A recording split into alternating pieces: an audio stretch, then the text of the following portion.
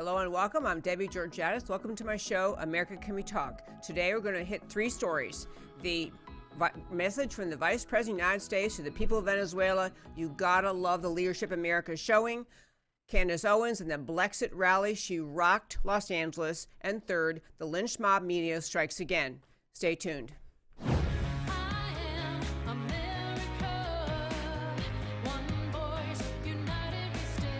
Debbie Georgiadis, host of America Can We Talk, is an author, attorney, and political analyst whose mission is to inspire the American political conversation about preserving liberty in the best country on earth. Debbie Georgiadis, and my show is America Can We Talk? Welcome again, and welcome to my first five. The Wall Street Journal printed a letter today written by Vice President Pence to the people of Venezuela. I love this letter. Everything I talk about here on my show will be posted on our website, americacanwetalk.org. The reason I love what Vice President Pence said was he's reaching out to the Venezuelan people who today on Wednesday, January 23rd, are taking to the streets to protest the dictatorship, the socialist dictatorship of Victor Maduro, and demanding him getting out of office. The reason I love this so much, you have to know a little bit about Venezuela to understand why this is so significant. Maduro was actually elected in 2013, but he got a ruling in 2015 from the parliament. He could essentially rule without having to have anything go through the parliament any further. He is now a flat-out socialist dictator. The people of Venezuela are starving to death. 9 out of 10 Venezuelans live in poverty. The average Venezuelan has lost 20 pounds in the last year.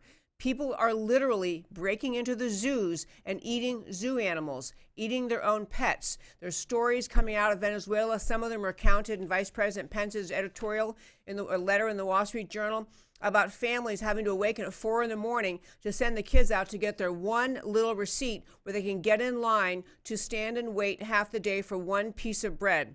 What Maduro is showing the world is the evil of socialism.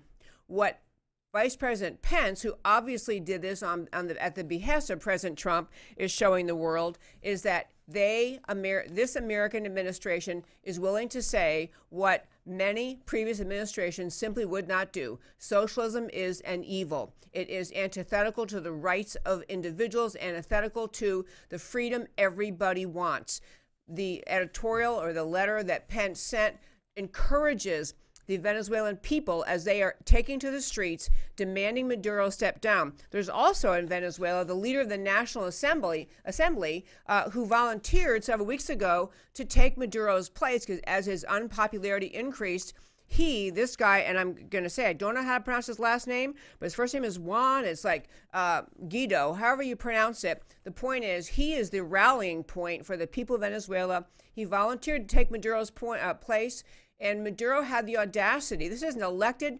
The head of the National Assembly Maduro had his, mug men pick him up, keep him in custody for some amount of time, question him, ultimately release him. What are they going to do about it? So at this point, this gentleman has claimed he is now a legitimate leader of Venezuela. What I really like most of all is this. We've had moral equivalency in political conversation in America for too long.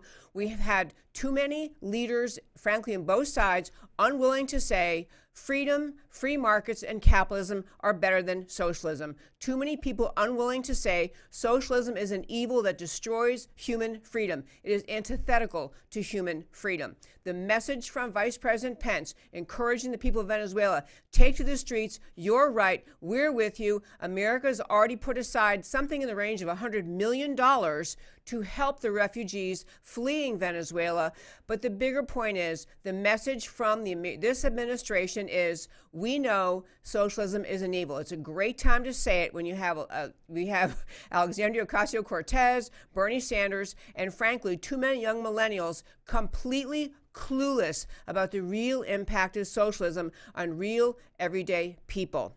I'm thrilled that the Vice President chose to publish this letter. I'm thrilled that the administration is standing up strong against the evils of this dictatorship of Maduro in Venezuela and standing with the Venezuelan people saying, that's right, stand up. You have a right to freedom too.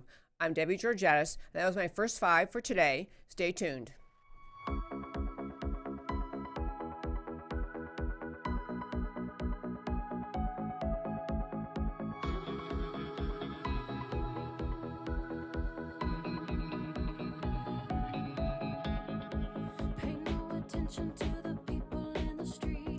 And welcome back to America Can We Talk. There was a rally this past Sunday in Los Angeles sponsored by Candace Owens and the BLEXIT movement, BLEXIT, which he first made up that name was for Black Exit from the Democrat Party. They're now saying, well, you know what? The Latinas also want to exit the Democrat Party. The Democrat Party has done nothing but bring harm and misery to low-income Americans, Black Americans, Latino Americans. So now Candace Owens is saying this is the Black and Latino exit from the Democrat Party. They held a rally in Los Angeles and they had to move the location because the first location where they tried to sell out tickets filled up too fast. So now they had a bigger rally. And I just encourage you, if you are just watching this on YouTube or Facebook, wherever you're watching it, just Google BLEXIT rally.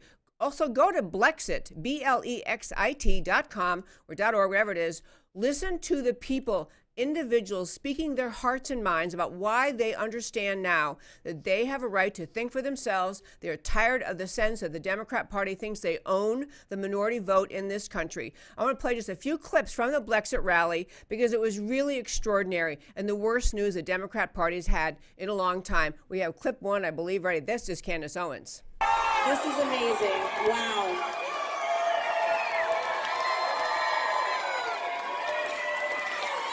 Wow, we are standing in the middle of downtown Los Angeles, guys. The media says we don't exist. Fake news. Guys, this is honestly, it's such a great honor to be here tonight. You guys have no idea, and to see you guys flooding in, standing room only, everybody up there, it feels like a dream come true for me. I love you guys. Okay, that was the first clip. Just to tell you that what she did at this rally was she gave a public venue for people, and they panned the crowd a little bit, but they have fabulous pictures from this rally. Many Hispanic Americans, Black Americans wearing MAGA hats, Make America Great hats, if you don't know what that is, standing there smiling, thumbs up, supporting President Trump, supporting the Republican Party. And at this rally, they talked a lot about why. What is the reason that they are urging Black Americans to consider leaving the Democrat Party? There were great comments also from Larry Elder, a longtime Black conservative activist who you'll hear Candace Owens was saying, kind of one of her mentors, one of the people who really inspired her. So we have one more clip from this rally. The Black and Latino community is going to save America. It is not racism that is keeping us out of the American dream. It's the lies that we've been told that is keeping us out of the American dream. It is us marrying ourselves to a party that does not care about us that is keeping us out of the American dream. Thank you very much. I appreciate it. Can you feel the freedom? Can you feel the love? I wrote a piece where I argued, this is 30 years ago, that racism was no longer a major problem holding Black people back. Now, saying that now causes people to drop their jaws. Saying it 30 years ago made me a freak. So I got a phone call from a radio producer. He said, I read your piece in The Plain Dealer. Do you really believe that racism is no longer a major problem for Black people? I said, that's right. We work hard, keep your nose clean, get a good education, don't have kids outside of wedlock, get married before you have a kid, you'll be just fine. Really? Hey, you just got to love this. There were so many more clips I could have played, but I want a chance to make a couple comments about it. First of all, we've been told by the American left, or I should really call them the anti-American left, for so long that demographics are destiny, or demographics are destiny, meaning that because in America we are eventually, according to those who predict and calculate such things, going to have a majority ultimately some year in this country who are Black and Hispanic or otherwise non-white. And the point of the advocates on the American left in saying that is they want to tell you, they want to convince America that once there is a majority of people who are non-white, who are, whether they are African Americans, Hispanic Americans, whatever other background, race, or ethnicity, that somehow when we get to that date, that conservatism, patriotism, love of America, the whole American dream will be over, because these people, because of the color of their skin, the language their grandparents spoke in whatever country they came from, somehow those people won't love the idea of America, won't love freedom, won't love a country based on freedom and free markets, won't love a country based on the Constitution. That somehow the socialists especially argue that they can sell socialism to people based on their skin color, based on their race or ethnicity. That is a racist statement. That's a racist assumption that because of the color of your skin, what country your ancestors came from, what language your grandparents spoke, that somehow you will believe a certain thing because of your skin color. And the truth is, what Candace Owens is proving, what Larry Elder's been proving for years, what we need to prove in America is that the ideas that created this country, the fundamental building blocks of America, the goodness of America that comes from the foundational ideas of freedom, rights from God, simply because we were born, rights from our Creator, that we're all equal, that we live in a country under a rule of law, not a rule of abandoned borders and lawlessness and a ruling elite class living outside the rule of law. All of these fundamental building blocks of America, they're what made America great, and every person of every skin color, race, and ethnicity can figure this out, can come to the realization that they're actually, what America is about is ideas, and actually the ideas of America matter. If we don't hold on to those ideas of America, if we don't hold on to the America of our founding, then we're surrendering the greatest experiment in human liberty in all of world history. We have a job in this generation and every generation to bring this message of America's unique greatness to every person, to never accept the lies of the American left that say, well, certain people, because of their race or ethnicity, aren't going to be interested in truth. Yes, they will. Ask the people of Venezuela how much they like socialism, how much they enjoy living in abject poverty and misery that socialism always brings. A couple other points. By Candace Owens doing this in Los Angeles, by bringing this BLEXIT rally to LA, she hasn't just given a venue for a one-day meeting. It was a one-day meeting. They had fabulous speakers. Ann Coulter, who is usually acerbic and pointed and entertaining and insightful. She spoke. Larry Elder spoke. There was a whole slew of speakers there, new leaders in this country, new young political leaders speaking up and saying that the ideas of America, which are the ideas that I'm mentioning, the ideas of a constitution that keeps us safe, that gives us structure, gives us freedom, that the rule of law, that it matters, that the idea of the American left, whose solution to every problem is to create another government program, has actually created tyranny in Washington and a loss of the sense of self-reliance among the people in America. This rally that Candace Owens organized, and you have to give credit, the whole Turning Point USA people get behind her. She gave hope, she gave confidence to people of all backgrounds in this country who are a little bit afraid to speak up. They're kind of afraid to be the one to say if they happen to be African American or Asian or Hispanic American. They're a little bit afraid to speak up at the family Thanksgiving table, the family get together to say, actually, I think I'm a conservative. I think I like the ideas of America. I think I reject socialism. I think I reject massive big government takeover of our country. Those people have been afraid to speak up, and I have many friends who are black and who are conservative who will say, even in their own families, and they've been outspoken Republicans for years, they still say in their own families, they go home for Thanksgiving and say, you know what? We can't really talk politics because people get offended, people get upset. But I'm telling you, her rally, and this is just the first of many she plans to do, this is giving confidence. This is giving people who are, know what they think in their hearts. They know what they think about America. They know that socialism is an evil. They know the American left is trying to cram socialism down the throats of the American people. They know that the tyrannical growth of big government in Washington is hurting freedom and free markets and entrepreneurship and just a free society. They know it. She's helping them, giving them a platform, a voice, a connection to other people. And this is a great message to conservatives in this country who think that maybe our message will only sell in certain quadrants, certain areas, to certain people. The message of America, the message of liberty, the message of the founding of America, the idea the founders had of founding a country based on liberty is actually related to truth.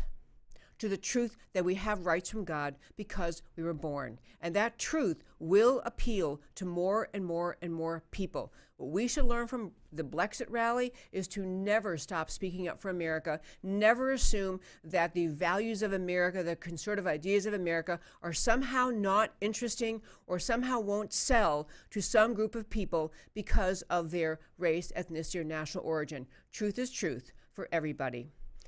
And you know what? I'm done with the BLEXIT rally, and stay tuned. I'll be right back.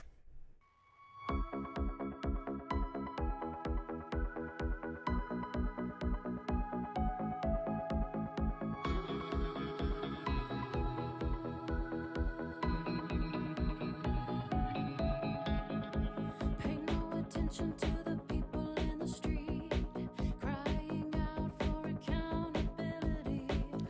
And welcome back. America Can We Talk? I'm Debbie Georgiadis. Well, we talked yesterday about what happened on the steps of Lincoln Memorial at the pro-life rally, where they had students who'd come all the way to Washington from a Catholic school in Kentucky called Covington. And there was a big altercation, a big incident on the steps of Lincoln Memorial, and it involved students from this Catholic high school who'd come to Washington to stand up for their view about in support of right to life. They also had on MAGA hats, M-A-G-A, Make America Great hats. Those students who stood on the steps of the Capitol, there was actually a piece of the story I didn't get to yesterday, and I want to embellish it a little bit so you understand really part of what happened in that rally in Washington. There was another group involved. This segment really is about the media. And I have talked about on my show before, it's like what we have in America is a lynch mob media. It's become almost what mainstream media, what used to be mainstream media, has become lynch mob media. They pick a story, they choose a graphic or a video from that story, they collapse it down into a portion, they clip the story in a way that sends a false message. It sends a false narrative, a false story, and they put it out to the American public. It's out on Twitter. The Twitter mob goes after it. It's out on Facebook. It's out on all of the across punditry, the mainstream media news outlets, the mainstream newspapers. And I don't even like calling them mainstream because I think more and more Americans are ignoring mainstream media. The ABC, NBC, CBS's, the Washington Post, New York Times, they're recognized as at least left-wing media. But in some cases, they actually become the lynch mob media. And what I mean by that is they decide the narrative ahead of time. They know who they're trying to tell you is the bad guy, who they want to paint as the good guy, and they twist the story, the video, the incident to fit the narrative they're trying to feed you. I'll come back to that in a moment. But on the Covington case, these kids who were in Washington for the pro-life rally, first of all, it drives most liberals nuts to think that there are actually high school students in this country, religious high school students, who are pro-life, who actually think that the pro-life movement is on the right side of that issue. That bothers them, left-wingers in this country, enough. On top of that, to have those students wearing MAGA hats, Make America Great hats, in Washington, to have those students in Washington standing up for life while wearing a MAGA hat, this is about enough to trigger pretty much any left-wing media person in this country. But I want to tell you something that I didn't get to in yesterday's recounting of the story, and I'm going to get around to why I'm saying this matters so much. But in the instant at the Lincoln Memorial, prior to the time the Native American agitator, who was actually the aggressor, the agitator, prior to his walking up to the group, there was another group involved beside the Covington Catholic students. There was a group called the Black Hebrew Israelites. There's actually a group called the Black Hebrew Israelites. That's their name they've chosen for themselves. Their main thing they do, they use taunting as their gospel. This is their description of what they do. They taunt and harass people in public. So this Black Hebrew Israelites group was at the rally taunting, mocking, yelling vulgar, disgusting insults at the Covington Catholic students who were there to stand up for the pro-life message. Now, how many of you, of all the media sources you read, did you read about them? How many saw the Washington Post, the New York Times, all these outlets, these esteemed journalistic outlets that try to say, come to us, we'll tell you the truth, we give you the whole picture. Did they talk to you in the stories you read? Did they talk about that? Because the answer really is no. This group called the Black Hebrew Israelites started the altercation, taunting, mocking, and ridiculing the students from this Catholic school in Kentucky. This is called Covington. Then the Native American, another aggressor, agitator, this Native American gentleman showed up to also participate in harassing these students. And so this guy he's part of this Indigenous Peoples March. He was there, and actually I read more about it. He was there to say that he's against building the wall, which has nothing to do with the Right to Life March, but okay. He was there to oppose building the wall because all of the land that we're talking about he thinks should be reclaimed and given back to the Native Americans. So he doesn't want a wall on land that should belong to the Native Americans, and he says Native Americans don't like walls. Well, I could go off on both points, but I don't want to get distracted from the message I'm trying to share with you today about the media. But someday we'll have a talk about this whole concept of reclaiming land and giving it back to the indigenous people, and how if you really go back enough in history, nobody gets it, and you can't do that. It's an irrational request, but can't go there today. And there also were plenty of divisions between Native American tribes, maybe not the word wall used, but the whole concept that he was even making was silly. But the first point is that the media was so determined in their narrative that the Christian right is hateful, that the pro-life message is wrong, that the standing up for the value and virtue of life combined with standing with President Trump is just an egregious, awful, evil, terrible thing. And therefore, they jumped at the opportunity to paint as the wrongdoers the young high school students from a Catholic school in Kentucky. That was the easiest story to fit their narrative. And so they did. Only because there were people present who actually videoed the bigger event, people who spoke up, fellow students at this school spoke up and said, wait, that's not what happened. You took a tiny segment of the story. You took one little picture of this kid's face. There's that picture right there of his face where he's described as smug. And that kid, was not even mildly the aggressor. He was the recipient of aggression, first from that one group I mentioned, and then from the Native American group. But this was a story. Now think what would have happened if other people had not been there, other people had not captured the wider story, and then that those other people took to social media to speak up. All of America would have been left with a story that the rabid anti-American media mob, the lynch mob media, tried to portray about that incident. You would have been left with their story. Fortunately, people did speak up, but there's more to tell you about that today, and it, again, ties in to this lynch mob media and the mindset they have. There are certain groups, politically correct groups, which are perfectly okay under the rules of political correctness under which the media mob operates. There are groups you can always attack, and it's always okay. You can always attack Trump supporters. You can always attack Christians. You can always attack pro-life people, but you can't ever attack minorities. So they're never going to cover for you the Black Hebrew Israelites group, grotesque and foul as their behavior was, as their language was. Can't talk about that because that doesn't fit the narrative of good guys, bad guys. You're not allowed to put people who are in the favored status in the group of people whose behavior might be criticized. Second, the Native American guy. I want to just tell you a little bit more about him and what his story was. This guy, I think is Nathan Phillips. I don't have the right paper in front of me. I think it's Nathan Phillips, whatever his name is. This guy actually later that weekend, his group, the Indigenous Peoples March group, which who even knows if that's a real group or it's just he and his, two best friends. I don't know what it is. But they actually went and disrupted a Catholic mass, a Catholic worship service, a mass, disrupted, tried to get in, went to the doors, yelling, screaming, chants, taunting, mocking, yelling at them, tried to disrupt a Catholic worship service. How many of you read that in the mainstream media? And on top of that, think about this analogy.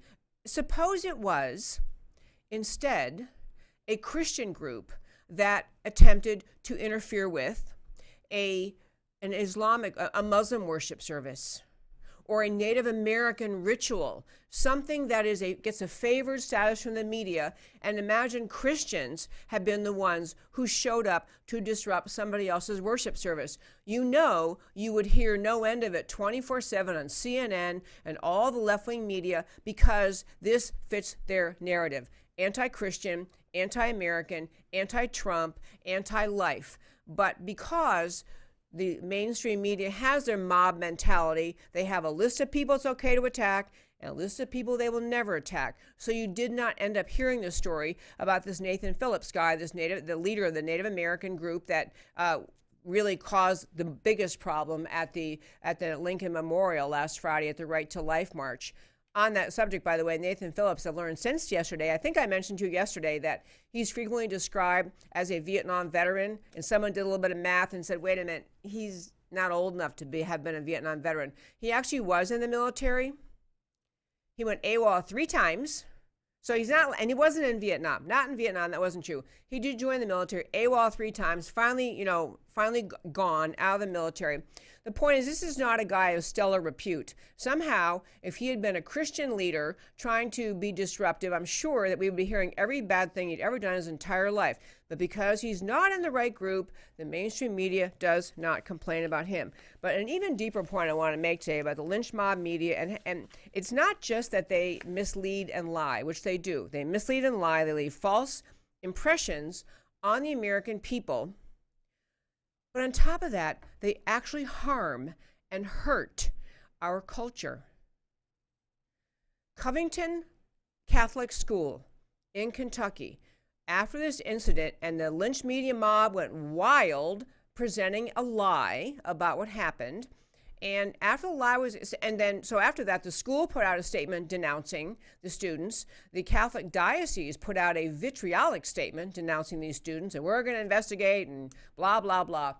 Well, what's really odd is now that everyone in America paying attention realizes that the media lied, the kids did not engage in the behavior they were accused of. The wrongdoers were actually the Black Hebrew Israelites and the Native American Indigenous Peoples March and what the guy's name? Nathan Phillips.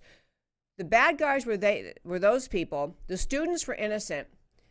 Covington has not put out a statement yet apologizing to the students, apologizing to their families, apologizing to America, nor has the diocese. The Catholic diocese is silent.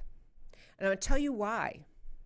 It's because they saw how those students were treated by CNN, NBC, ABC, New York Times, Washington Post, all of these left-wing lynch mob media outfits. And they don't want to be in the crosshairs of those same nasty media people. Too many Americans find it easiest to just be silent if the other choice is to speak up and incur the wrath of the lynch mob media that lives in this country to attack, lives to feed their narrative, to attack people who dare challenge the left-wing view of the world, dares to challenge left-wing thinking in this country. So the diocese is silent, the school is silent, and I've actually read that the parents are considering a lawsuit. I'm not sure if that's true, but the parents considering a lawsuit to say, you need to apologize or we may just sue you. Honestly, I think they should. I think the school, and because this is one thing I've talked about with you and my listeners many times about this, the whole idea about, a water coming down a mountain, it takes the path of least resistance. It's going to go around a rock. It's not going to try to climb up the rock and go over. Well, so do people take the path of least resistance. If the diocese was pressured, I'm sure, to put out a statement denouncing this horrible behavior by their students, they jumped and did it. And they're now sitting where they have been. The media's off their back. The media's not hassling them anymore. And they can sit there and be silent because they're not worried what the people who are in the right, what the families will do, what America will do, what those students will do. They're not worried about what the truth is. They have taken the course of least resistance. Go ahead, put the statement out denouncing these kids, and now that they know the truth, they won't, at least thus far, they don't speak up because it's easier to be silent and surrender to the lynch mob mentality of the media in this country than to stand up and say what's true. They won't do it. I hope they do. I mean, they are allegedly, they're a Catholic school. They're obviously Christian. I hope they decide to do it. I hope the diocese decides to do it. But this is a case where you can see all of America's watching the lynch mob mentality of the Democrat media mob in this country. It's time for people to speak up more. It's time for people to put as much pressure on the diocese, on the school, to say, you speak up, you apologize, you vindicate those kids, you explain that you were given bad information and your previous statement was not justified by the facts.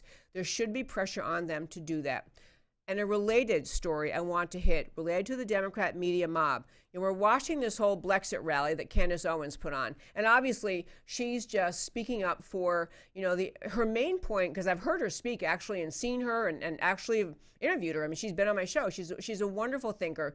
But one point she makes over and over and over is that she says the American left, the Democrat Party, the Democrat media mob in this country, is so demanding of the idea that the people they designate because of their skin color must be with them. Democrats have told Black America for decades, you need to vote with us. We're the ones who care about you. And the Democrat Party tends to get whatever it is, over 90% of the Black vote, almost all the time.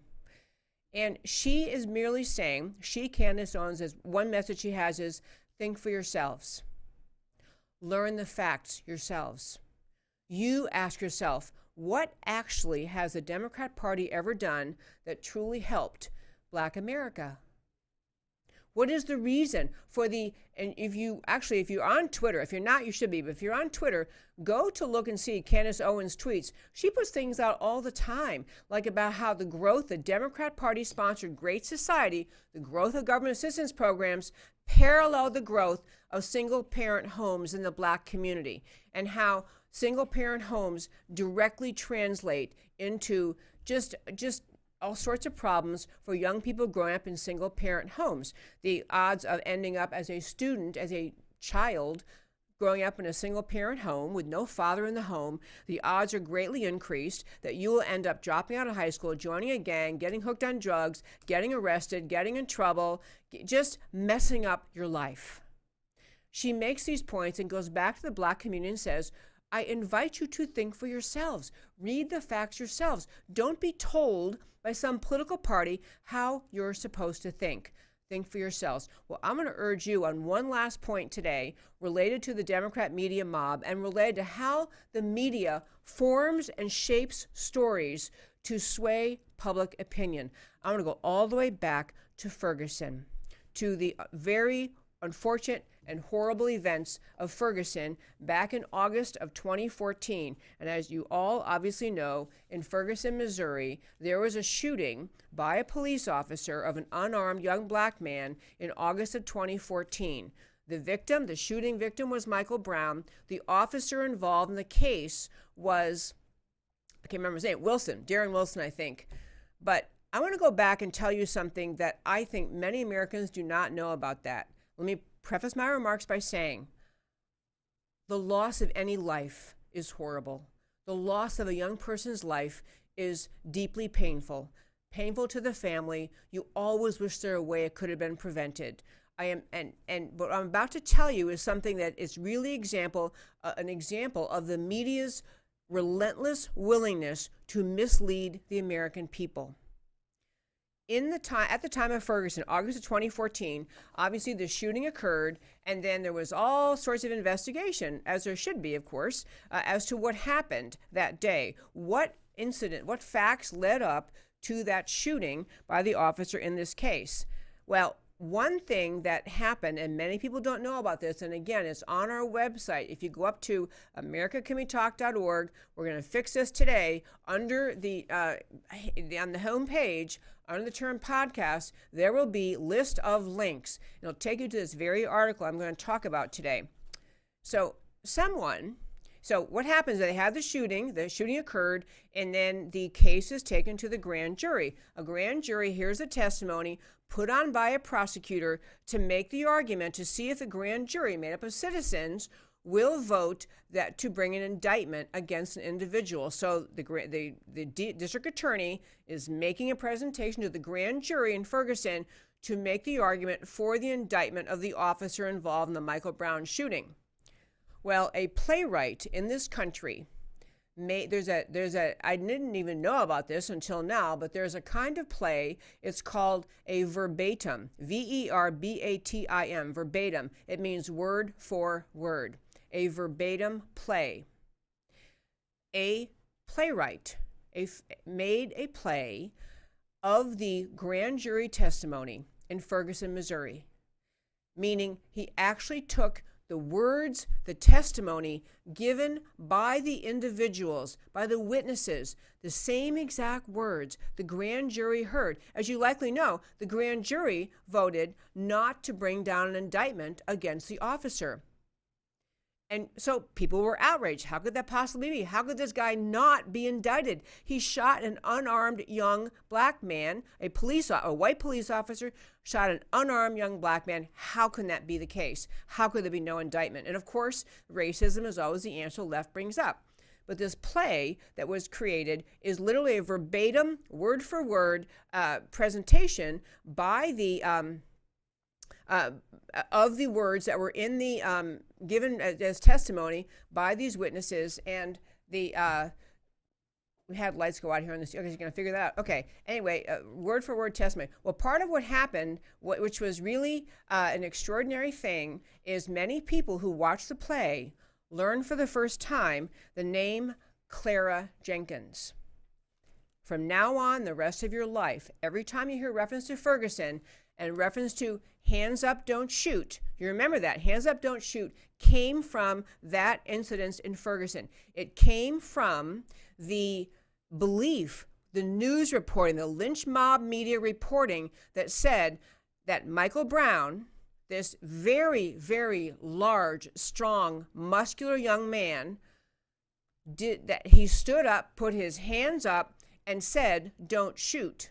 And that despite that he stopped charging the officer, that he put his hands up and said, don't shoot, that somehow still the officer fired his gun and shot Michael Brown. That is the mainstream narrative. That is the reason that you had I forget what team it was, the Rams or somebody, that fall ran out onto the NFL, an NFL team ran out onto the football field at the start of a game with their hands up to show sympathy for hands up, don't shoot. It was the same thing that it really was the whole, among the bases for the beginning of the protest by Colin Kaepernick and the whole kneeling during football games was this hands up, don't shoot narrative. I want to tell you what Clara Jenkins told and you can read this yourself. You can read the play. What Clara Jenkins told, and she was the last witness called to the grand jury describing what happened that day. She was an eyewitness. She's sitting in the front seat of a van. She has direct view of what happened. Let me just tell you, before I tell you what she said happened, what she said about herself. She talked about her view of the police officers, of police in general. She said, basically, I didn't want to have to testify. She talked about, I can't find her testimony quickly, but I will. She basically said that she didn't want to testify. She doesn't like the police. She never would have agreed to come and testify at the grand jury, except she was subpoenaed, so she had to come. But she had the bird's eye view, watch the whole thing. This is a young black woman, I think she was a resident of Ferguson, but anyway, she's a young black woman, saw the whole thing, last witness before the grand jury, and she told the grand jury that Michael Brown never stopped charging the officer, never put his hands up, never said, "Don't shoot." Hands up, don't shoot was a lie. It never happened. And that narrative of which everyone in America would, if you envision anyone who's got their hands up, they're frozen, they're stopped, they're saying, "Don't shoot," anyone would sympathize with the young person putting his hands up. Anyone would agree that a police officer who would fire his gun when the person saying hands up and saying "don't shoot," that any officer who would still fire his gun, needs to be prosecuted. Everyone would agree. And the point I'm telling you is this narrative that hands up, don't shoot, it didn't happen. And this is what the grand jury heard. This is why there wasn't a prosecution. Because the single most important eyewitness who testified she doesn't like the police, she doesn't want to go, she basically testified that officer had no choice. That's what she basically testified to the grand jury. She said she was in her minivan with her family when the confrontation leading up to the shooting took place. She told the grand jury that Brown did not raise his hands to surrender, and he continued to charge the officer. A large man charging an officer, and the officers yelling, "Stop, stop, stop, get on the ground, get on the ground, stop, stop, stop." Brown would not stop. Brown had already just whatever it was, an hour or two earlier, physically assaulted the same officer, reached in his car, tried to grab his gun, punched him. So the officer knows who this guy is. The guy is charging at him. He's already punched him once. He's yelling, "Get down, get down, get down, get down, stop." Michael Brown wouldn't stop, never stopped charging the officer, never raised his hands. This is what the woman actually said to her lawyer. "I'm not, really big on talking to the police or defending the police." This is the same woman, Claire Jenkins. She said, "I'm being really honest with you. I feel like the officer was in the right. And that's a lot of saying, because other than that, I ain't got nothing to do with them, with the police." So I tell you this story to say, this little bit of information I've told you, it doesn't mean that everything the officer did that day was right. It doesn't mean that there might have been some better solution. It doesn't mean that there is not police violence that is unjustified. It doesn't mean any of those things. But it does mean that the media narrative, the lynch mob media, the left-wing media mob worked very hard for years and years and years to put out the story of hands up, don't shoot. It means that President Obama, president of this country at that time, who had to know, his own Justice Department investigated the case, also concluded there's no basis to prosecute. It means President Obama did not tell you that astonishingly important fact, that the Attorney General did not tell you that amazingly important fact, that all of the media, the left-wing media in this country, the CNN, ABC, NBC, CBS, New York Times, Washington Post, none of them ever put that story out because it did not fit the Democrat media lynch mob mentality. What they tried to do in that story is turn the American people, there were at least two missions the media had: turn the American people against our police, to exacerbate and exaggerate the lies about racism in this country on the part of police officers, and more broadly speaking, to encourage American division, to encourage the American people to feel divided, to feel suspicious, to challenge, to resent their fellow Americans. The goal of dividing Americans into resenting each other is part of what the left-wing media mob does in this country. It's grotesquely unfair to the good people of this country. America is filled with people of every race, ethnicity, national origin, and skin color who live every day working as hard as they can to love their neighbor as themselves, to treat other people with fairness, and that is what's true about America. And that is why the Democrat media mob mentality is so grotesquely unfair to this country. I'm Debbie Georgatos. This is my show, America Can We Talk, every Monday through Thursday, 3 p.m. Central Time. Wherever you're watching it, that's when I'm on. I'd love to have you come back. I'd love to have you email me at americacanwetalk@gmail.com and come back for every show, because what I do in this show is talk truth about America, because America matters. Talk to you next time. Like a crashing wave. Can you hear us now? America, Can We Talk? Truth about America. Can you hear